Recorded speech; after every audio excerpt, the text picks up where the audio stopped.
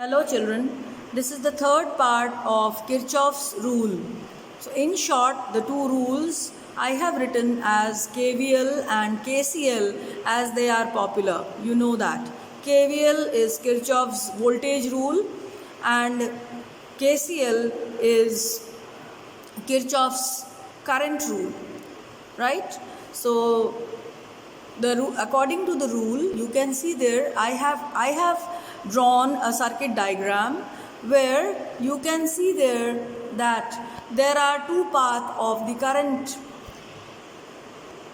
One is I1 and the other one is I2, as because we have the two cells E1 and E2. There are two loops, you can see there, but there are three loops if you will see it minutely. The loops can be any, as I said before in the earlier video.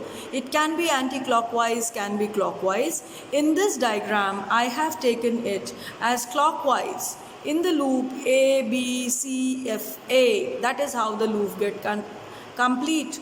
The second loop, I have taken it as A, C, D, E, F. And the third loop can be A, B, D, E, A or B, A, E, D, B. So I hope you have understood the clockwise and anti-clockwise form of the loop. Let us take the directed loop which I have chosen. In the loop A, B, C, F, A, the Kirchhoff's second rule says that the algebraic sum of EMF in that closed loop is equal to the algebraic sum of the product and the current in that same loop. So as mathematically we can write it as E1 minus E2. Now why I have taken E1 as plus? Because the direction of mesh is along the negative to positive through the cell. So EMF will be positive. Similarly, E2 is negative because the direction of mesh is opposing the direction of the current in the loop in the EMF E2. So that is why E2 will be taken up as negative, which is equal to the total sum of the current and resistance in the circuit. So let us see across R1 how it will be.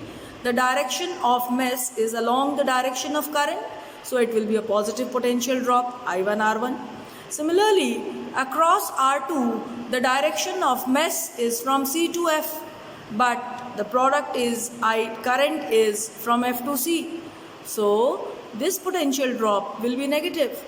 So it will be minus I2 R2. Now let us see the second loop F, C, D, E, F.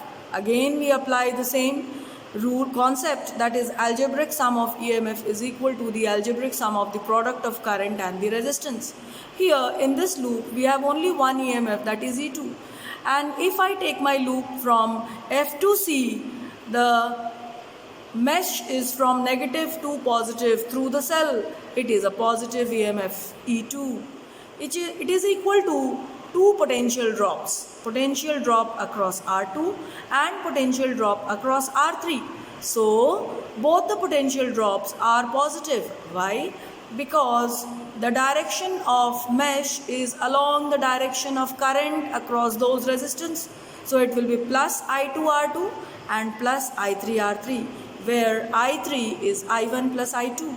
In this way, we can have many more equations. As many number of loop we can have, those many number of equations we can create.